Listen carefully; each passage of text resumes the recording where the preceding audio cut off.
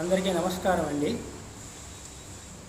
ఆదికాండం 11 అధ్యాయం 1 నుంచి 9 వరకు.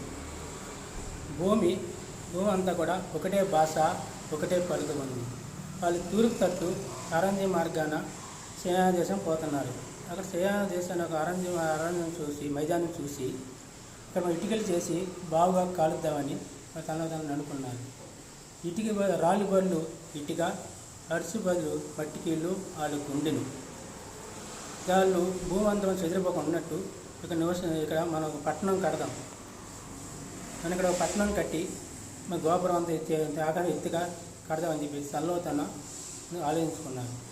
యెహోవా చూసి యెహోవా దిగి వచ్చాడు. వాళ్ళ భాష ఒకటే, జనం ఒకటే అని చెప్పేసి అక్కడ దేవుడు అక్కడ తారుమానం చేశాడు. దేవుడు అక్కడ నుంచి భూమంతా చెదరగొట్టాడు.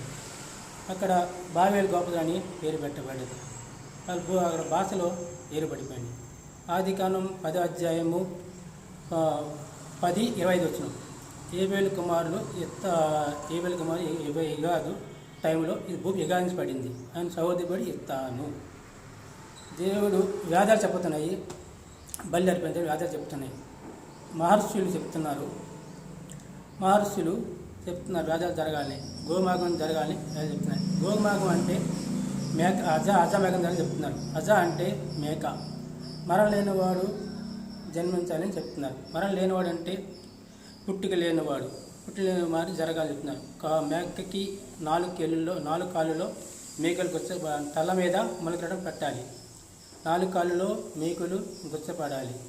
పక్కలో సోలంతో బల్లెంపోటు పడవాలి అని వేదాలు చెప్తున్నారు. మహర్షులు ముందుగానే చెప్తున్నారు. యజ్ఞం జరిగితే లోక కళ్యాణం జరిగినట్టని చెప్తున్నారు. వాళ్ళు సరిపోయి మళ్ళీ దానిలో చేదు రసం తాగించాలి.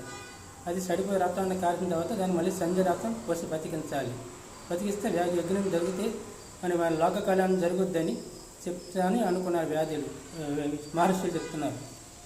అలా జరిగినట్టు మీరు ఆలోచిస్తే, ఎక్కడ ఆలోచిస్తే ప్రపంచంలో కలకత్తా గొల్కొండ తల మీద యేసుప్రభుకి సెలవుపడ్డాడు. ఏదంటే వ్యాధులు చెప్పినట్టుగా యేసుప్రభులోనే అది జరిగింది.